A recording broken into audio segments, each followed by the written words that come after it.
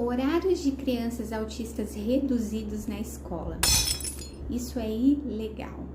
Nós vamos falar um pouquinho em relação à lei sobre essa questão dos autistas estarem com horários reduzidos na escola. Se estamos falando de uma educação que é inclusiva, nós estamos falando em direitos iguais, mas principalmente na assistência, em fornecer aquilo que aquela criança precisa. Estamos falando aí de uma escola regular que oferece no mínimo 200 dias letivos e mínimo 800 horas durante o ano. Se a gente tira essa criança autista da escola, eu estou barrando o direito dele de aprender e fazer as atividades, desenvolver as atividades junto com as outras crianças, certo? É claro que a gente tem que pensar em todas as questões, nos comportamentos que geraram as crises, né? Porque o que mais vem acontecendo é as mães relatando pra gente que a escola liga todo dia no mesmo horário para as mães irem buscar essas crianças, tá?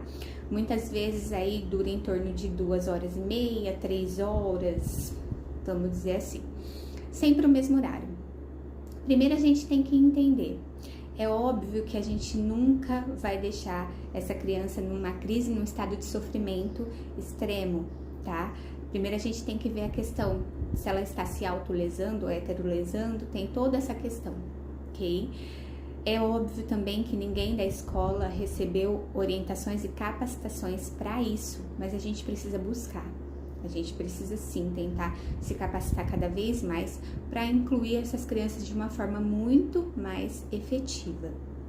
E é óbvio também que todos precisam entender que as crianças são extremamente inteligentes. E o que a gente precisa pensar? Se eu tenho uma crise e a pessoa lá da secretaria liga para minha mãe e eu vou embora, eu vou associar que toda vez que eu tiver uma crise, eles vão ligar e eu vou para o meu ambiente, para minha casa, certo? Por isso que as escolas estão ligando todos os dias para a mãe buscar no mesmo horário. Quando não, o que acontece? Esse horário ele vai diminuindo.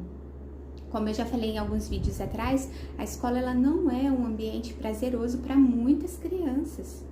Tá? A gente ainda segue algumas técnicas aí extremamente tradicionais. Eu tenho 14 anos de sala de aula, a gente ainda segue algumas técnicas extremamente tradicionais. Tem muitas coisas que não são prazerosas, até mesmo a escrita para os autistas não é prazerosa, certo? É aversivo, chega a ser um ambiente muitas vezes aversivo. E a gente precisa ficar de olho nessas questões. Mas é óbvio também